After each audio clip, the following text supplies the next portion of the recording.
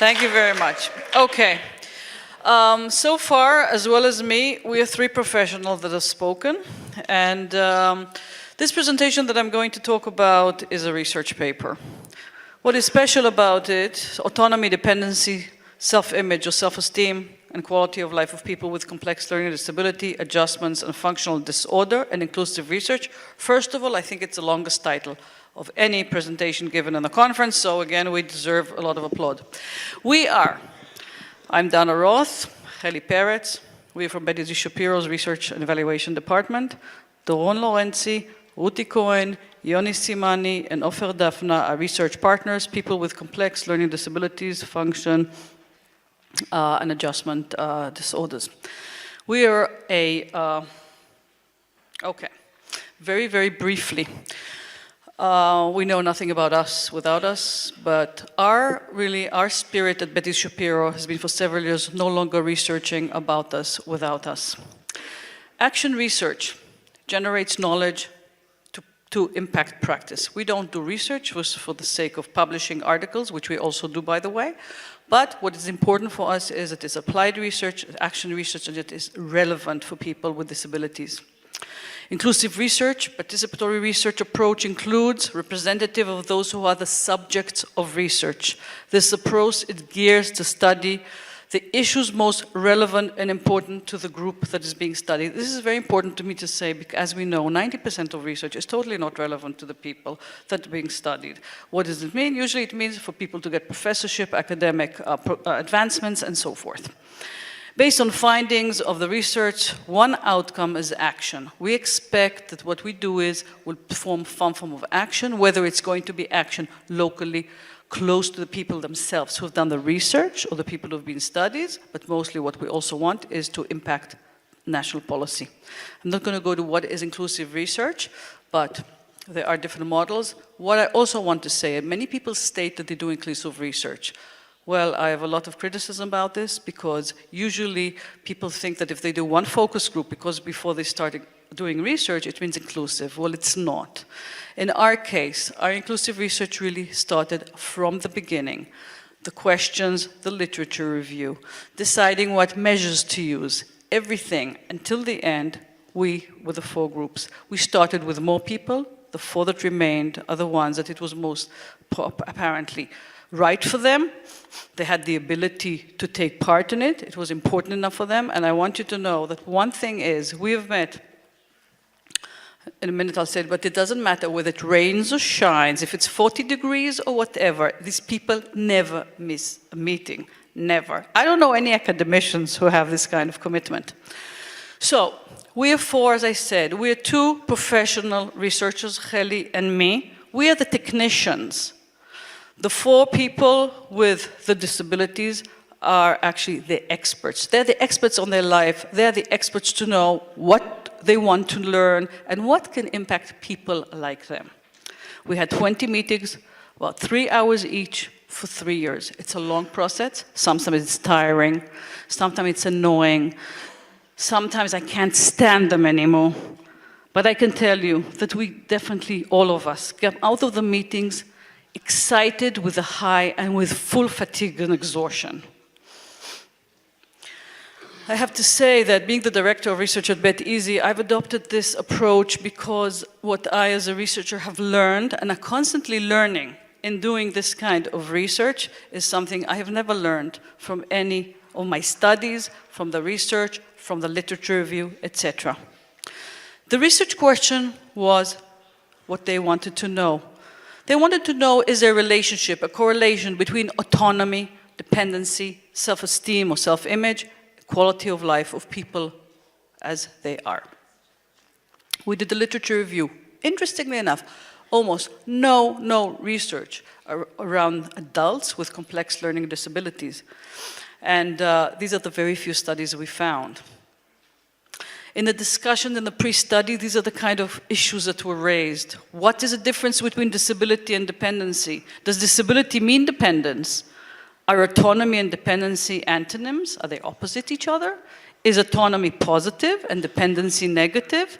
And what I do want you to suggest to you also is that whatever we've discussed and whatever I'm raising, think those people without disabilities here. Think about your own lives and see whether any of these issues are any different than issues of your issues if you ever stopped and thought about them.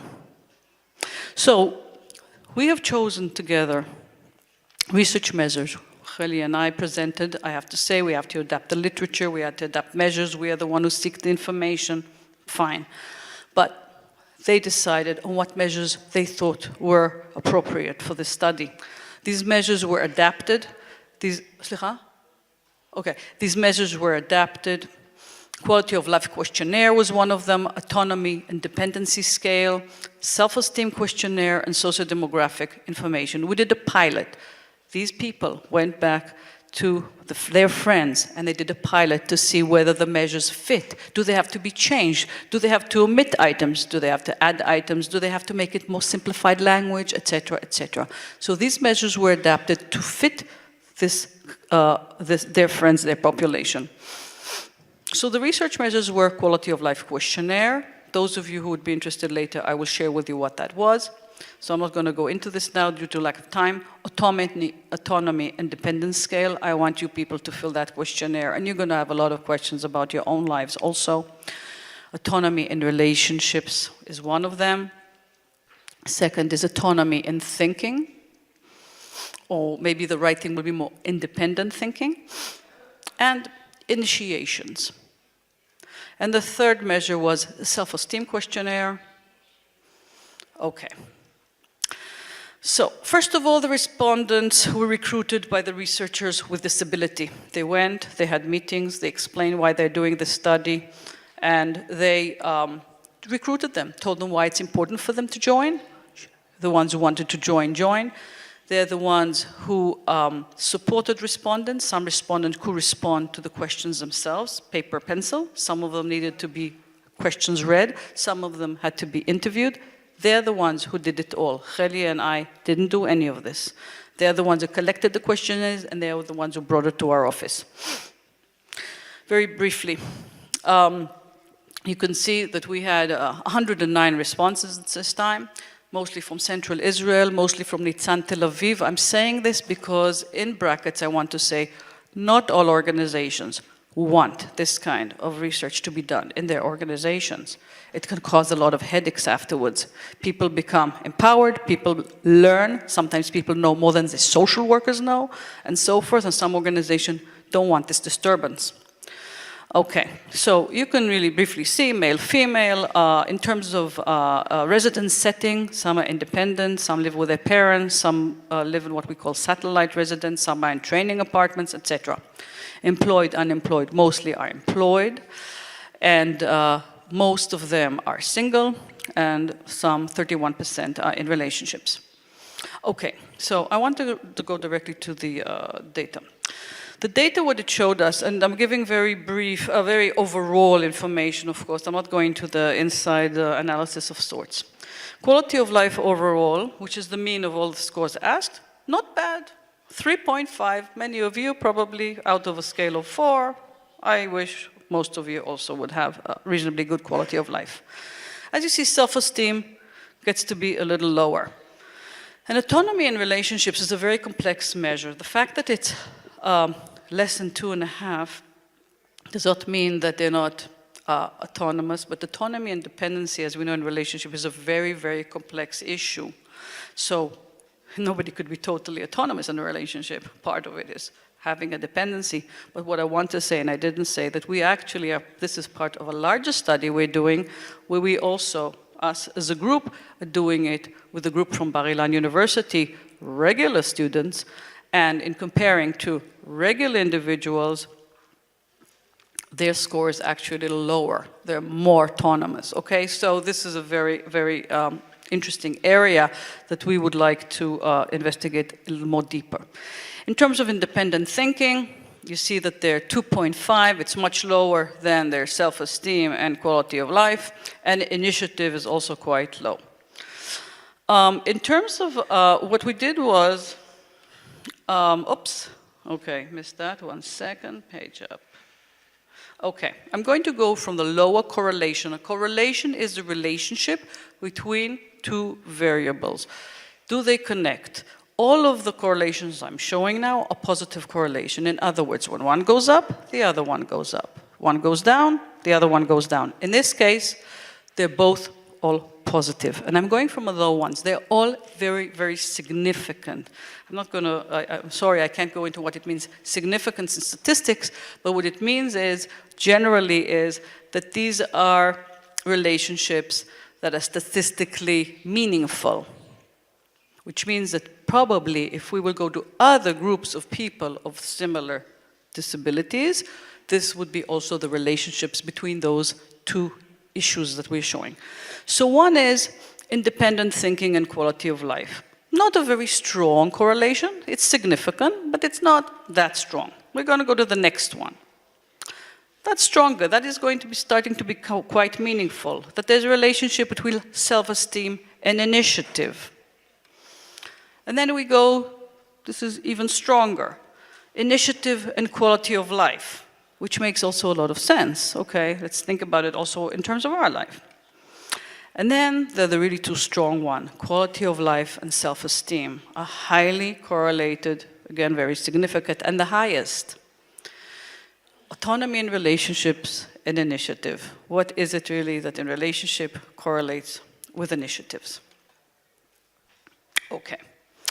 So, one other interesting findings we had, among all the independent variables or the socio-demographic variables we looked at, only one, not whether employed or not employed, not whether they lived in this kind of setting or the other setting. The one that came out very interesting was whether they were single or in a relationship. In a relationship, we didn't define it as necessarily an intimate relationship or so forth, whatever they define it as being in a relationship. Quality of life for the single people, as you see. Quality of life, for the single people, this was quality of life, almost 3.2. Self-esteem, a little lower. Maybe not surprising. For the people in relationships, both are significantly higher. So the issue of the social and the relationships and contact were very important. So, what are the conclusions we so far have found? Relationships is an area where emphasis must take place. Its complexity, significance, and self-esteem and quality of life with relations to independence and dependence, etc. The correlation of independent thinking and initiative, the implication for early intervention, how do we, in education, how do we give children the opportunity for independent thinking, for initiative, not telling them constantly what to do, not constantly correcting them, not allowing them to fail, not allowing them to learn from failure, and of course, learn from success. The correlations of self-esteem and quality of life, and the fact of those in relationships rate in higher self-esteem. We have several recommendations. First, I want to say that inclusive research is a must when conducting research on lives of people. It's critical in formulation of relevant questions and in selecting measures. Second, in the future, measures of efficacy and self-efficacy should be included in these kind of studies. And I thank you.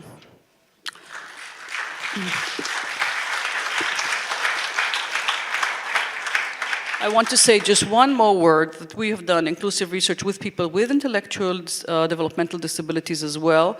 And today, none of the research or evaluation that is done at Beit Shapiro is done in any approach except for the inclusive approach, not always fully inclusive from beginning to end, but there's certainly all the subjects, so-called, always is a presentation of them as part of the researching model.